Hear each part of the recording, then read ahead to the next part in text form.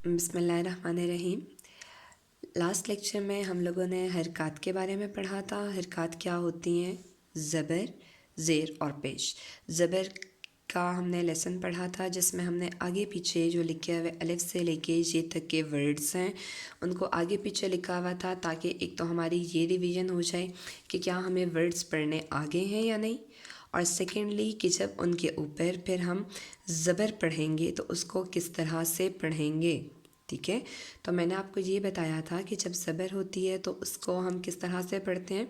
उस वर्ड के आगे आप समझें कि अलिफ लग जाता है। जिस तरीके से सपोज़ ये आपके पास है गैन ज़बर, गैन ज़बर, तो ये क्या पढ़ेंगे आप इसको? गैन ज़बर गा, गैन ज़बर गा। ठीक है, जिस तरीके से गैन अलिफ, गैन के आगे अलिफ हो ना तो हम उसे गा पढ़ते हैं।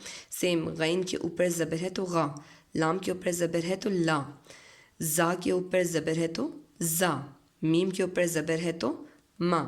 यहाँ तक ये बात क्लियर हो गई है? ठीक है, अब हमारा फिर आज का लेक्चर है इंशाल्लाह ज़ेर का।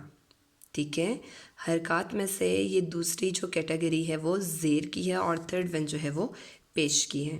तो हम ज़ेर को पढ़ते हैं। ज़ेर क्या होता है? किसी भी वर्ड के नीचे जब इस तरह की लाइन होती है तो उसे हम क्या कहते हैं कि ये क्या है? ये ज़ेर है। सो ये जो सीधी लाइन है इसे हम क्या पढ़ेंगे? अलिफ, अलिफ ज़ेर ई। ठीक है, अच्छा देखिए ऊपर क्या लिखा हुआ है? ज़ेर वाले हर्फ को जल्दी पढ़ें, ना खींचें, झटका बिल्कुल ना दें, मारूफ पढ़ें, मजहूल पढ़ने से बचें। मीन्स के अलिफ ज़ेर ई। ठीक है, अलिफ ज़ेर ई नहीं पढ़ना आपने इसको। बात समझ आई? बहुत लंबा नहीं करना है इसको, आराम से अलिफ ज़ेर ई। ठीक है, हा ज़ेर ही, ऐन ज़ेर ई, हा ज़ेर ही, गा ज़ेर, गैन ज़ेर गी, खा ज़ेर खी, काफ ज़ेर की। ठीक है, अब ये क्या है? ये काफ है। पिछली वाली क्या थी? कौफ। ठीक है, सो ये क्या है? काफ ज़ेर की, जीम ज़ेर जी, शीन ज़ेर शी, या ज़ेर जी, ज़ौद ज़ेर जी, लाम ज़ेर ली, नून ज़ेर नी। ठीक है, ये मैंने आपको क्या बताया था कि ये क्या वर्ड हो जाता है? इसे हम क्या पढ़ते हैं? ये रा है। ठीक है, रे, जिसको हम रे कहते हैं ना, या अरबी में जब हम पढ़ेंगे तो रा। ठीक है, ठीक है, तो ये क्या है? रा ज़ेर री, तोए ज़ेर या तौ ज़ेर ती। ठीक है, उर्दू में पढ़ेंगे तो तोए है, अरबी में पढ़ेंगे तो तौ है, तौ।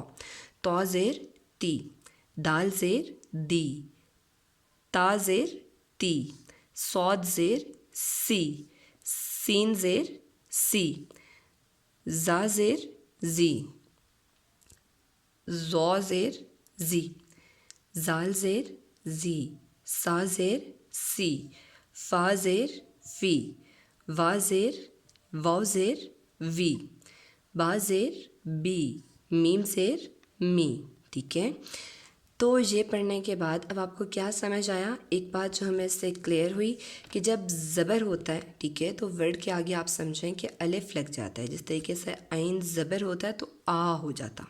ठीक है, मीन्स के जब ज़बर है तो क्या मतलब है? वर्ड के आगे क्या है? अलिफ। और जब ज़ेर है तो वर्ड के आगे क्या है? समझें कि ये है। ठीक है, जिस तरीके से आइन ये ई भी हो जाता ना, सेम इसी तरीके से आइन ज़ेर ई। बात समझ आ गई कि जब हम ज़बर आगे लगाते हैं तो इसका मतलब है कि क्या लगा? क्या लगा? जब ज़बर हमने आगे लगाया तो इसका मतलब है जब ज़बर ऊपर लगती है तो मतलब कि अलिफ आगे लगा। ठीक है, और जब ज़ेर होती है तो इसका मतलब है ये आगे लगी। यहाँ तक ये बात क्लियर है? ठीक है, ये हमारा ज़ेर वाला लेसन था। अब हम नेक्स्ट लेसन पे आ जाते हैं जो कि क्या है? पेश वाला। ठीक है, इससे ऊपर अगेन जो लाइन लिखी है, पेश वाले हर्फ को जल्दी पढ़ें, ना खींचें, झटका बिल्कुल ना दें, मारूफ पढ़ें। ठीक है, अच्छा अब ये क्या कहते हैं? सेम। ठीक है, इसको भी जब आप पढ़ेंगे तो थोड़ा सा जल्दी से पढ़ना है, इसको बहुत लंबा नहीं करना। जिस तरीके से अलिफ पेश ऊ। ठीक है, अलिफ पेश ऊ, इसको नहीं पढ़ना आपने। ठीक है, क्या है? अलिफ पेश ऊ, हा पेश हू, ऐन पेश ऊ, हा पेश हू, गैन पेश गू, खे पेश खू, कौफ पेश कू।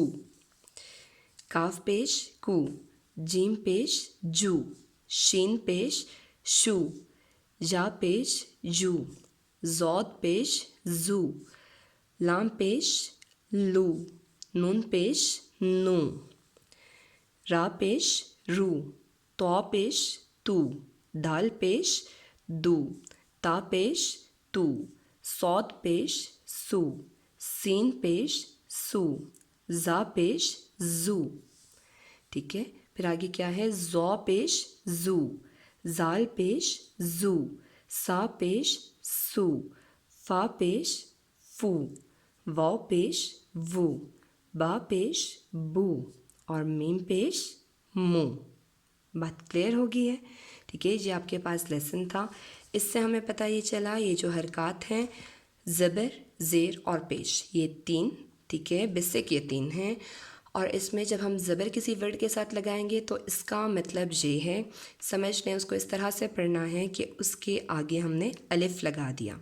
जब ज़ेर हम किसी वर्ड में लगाएंगे, ठीक है, वर्ड में ज़ेर लगाने का क्या मतलब है, ज़ेर हमेशा नीचे लगती है। ठीक है, जब किसी वर्ड के साथ ज़ेर लगेगी तो आप उसको इस तरह से पढ़ेंगे जैसे उस वर्ड के आगे ये है, जिस तरीके से शीन ज़ेर शी, इसको बिल्कुल तब भी हम यही प्रोनाउंस करते जब शीन के आगे ये लगी होती। तो बात समझ आ गई। ज़ेर को हम हमेशा उस तरह से प्रोनाउंस करेंगे कि उस वर्ड के आगे ये यूज़ हो रही है। ठीक है, और पेश को हम किस तरह से पढ़ेंगे, जिस तरीके से उस वर्ड के आगे वाव यूज़ हो रहा है। ठीक है, आइन पेश ऊ, ठीक है, आइन और वाव भी अगर यूज़ होता ना, ठीक है, तो उसके लिए भी वाव वाली आगे आवाज़ लगती।